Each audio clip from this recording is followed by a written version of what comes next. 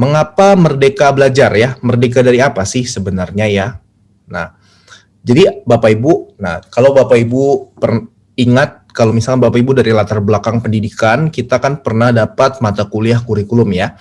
Nah, dari situ kalau kita ingat lagi, kalau kurikulum itu berdasarkan kebutuhan nyata. Itu sebabnya setiap negara itu biasanya menggunakan kurikulum yang berbeda-beda karena konteks setiap negara itu berbeda, kebutuhannya berbeda.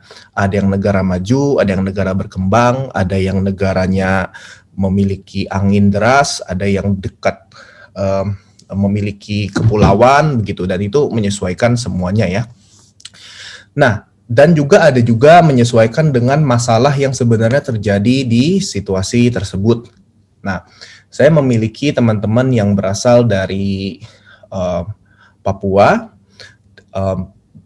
Kita tahu bahwa terdapat kesenjangan antara pendidikan yang di kota dengan yang khususnya di pedalaman ya. Kalau Papua tersendiri itu dia ada yang kota, ada juga yang pedalaman. Yang saya sebutkan itu adalah misalkan tempat-tempat yang berada di daerah pegunungan, di mana mungkin kalau guru-guru mengajar ke situ harus menggunakan helikopter, ya, atau mungkin harus menggunakan perahu, begitu. Nah, jadi tentunya kebutuhan di tempat yang seperti itu tidak sama dengan kita yang sudah bisa beradaptasi dengan situasi tersebut. Artinya yang saya mau sampaikan adalah kurikulum itu dibuat karena adanya kebutuhan nyata. Nah, kenapa sih kurikulum Merdeka ini dibuat? Apa sih kebutuhan dari Indonesia? Nah, ini saya ambil dari pembelajaran paradigma baru yang diterbitkan oleh Kemdikbud. Di situ disebutkan ada 4. Bukan dari pembelajaran paradigma baru, tapi dari buku saku tanya jawab tentang kurikulum Merdeka. Di situ disebutkan saya rangkum jadi 4 poin ya. Pertama, Indonesia itu telah cukup lama mengalami krisis pembelajaran. Pasti Bapak Ibu ingat ya, kalau kita itu sering sekali dikatakan dari tes ini, tes itu, tes nasional, tes internasional, kalau misalkan nilai Indonesia itu dalam literasi numerasi itu sangat rendah. Nah, jadi itu dari studi itu disimpulkan bahwa mengalami krisis pembelajaran dalam waktu yang cukup lama. Nah, dilihatnya itu murid itu tidak mampu memahami bacaan sederhana. Kemudian tidak mampu menerapkan konsep matematika dasar. Nah, apalagi adanya curamnya kesenjangan pendidikan antar wilayah dan kelompok sosial. Mungkin orang yang tinggal di daerah A dan daerah B bisa jadi kualitas pendidikannya bisa beda jauh. Dan ada juga yang terjadi di kesenjangan di kelompok sosial. Inilah yang mendasari kebutuhan mengapa kurikulum Merdeka itu dibuat ya, untuk mengatasi masalah-masalah ini. Apalagi di COVID, saat COVID ada itu diperparah keadaannya ya. Artinya dari yang ada masalah itu tambah besar lagi masalahnya, tambah dalam lagi ya.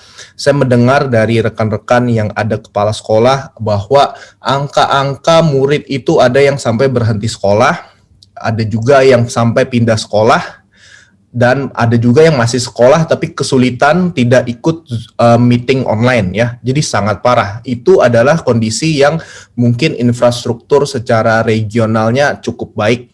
Kita bayangkan saja kalau misalkan dari infrastrukturnya mungkin kurang baik, mau bagaimana saya tidak bisa bayangkan ya, sangat parah. Nah, jadi solusinya itu diperlukan perubahan sistemik ya. Jadi perubahan itu ada yang sistemik, sifatnya ada juga yang sistematis. Kalau sistemik itu yang menyangkut sistem secara keseluruhan, jadi cakupannya besar. Kalau sistematik itu perubahan yang terjadi secara perlahan, ada sequence ya. Nah, setidaknya kurikulum kalau kita tahu itu menentukan setidaknya 3 hal ini ya. Apa sih yang diajarkan di kelas? Kemudian kedua itu kecepatannya. Apakah dia itu cepat atau lambat? Cepat itu berarti banyak yang dipelajari. Lambat itu artinya dalam yang dipelajari ya. Cepat itu belum berarti bagus. Lambat itu belum tentu jelek. Dan ketiga, penentuan metode pengajaran.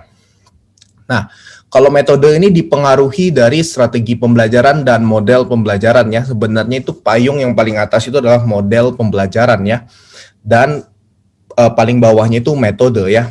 Nah, setidaknya kurikulum itu mempengaruhi 3 hal ini ya. Nah, jadi ini referensinya dari buku saku Tanya Jawab Kurikulum Merdeka.